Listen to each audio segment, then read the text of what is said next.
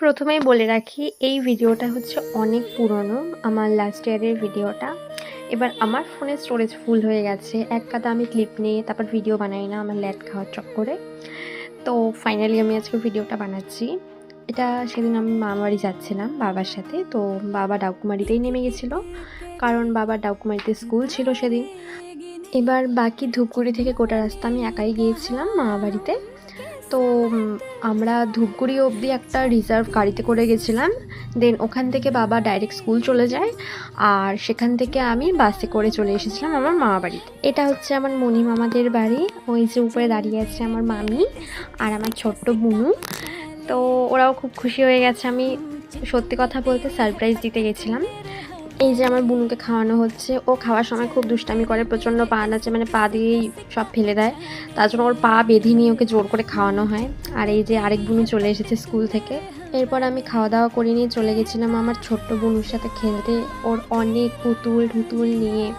এবার বিকালের দিকে আরেকবার ওকে খাওয়ানো হয়, তারপর আমি ওর হাত ধরে ঘুরতে বেরিয়ে পড়ি। আর ওর গুটি গুটি পা দিয়ে আমার সাথে হাত ধরে কি সুন্দর ঘুরছিল, আর আমার খুব ভালো লাগছিল দেখে। এই গাছটার ফুলগুলো দেখতে এত সুন্দর লাগছিল, আর কিছু ফুল নিচেও পড়েছিল, মানে নিচে পড়া ফুলগুলো দেখতেও সুন্দর লাগছিল, মানে কালারটা এত সুন্দর মিষ্টি।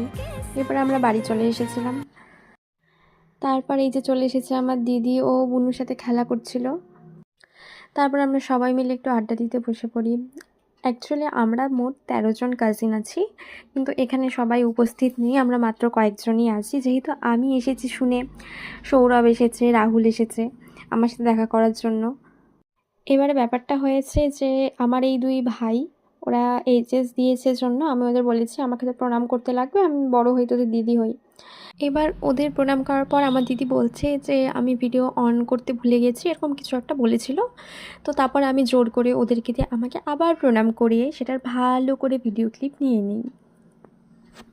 এরপর হচ্ছে আমি আমার বোনের সাথে আবার খেলা শুরু করে দিই।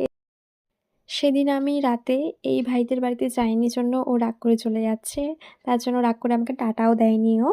এটা হচ্ছে পরদিন সকালে, আমি সকালে উঠে জল খাই, দেন চা খাই, তারপর আমার ভাই এনেছিল তেঁতুল, আমি সেই তেঁতুলটাও খেয়ে নেই।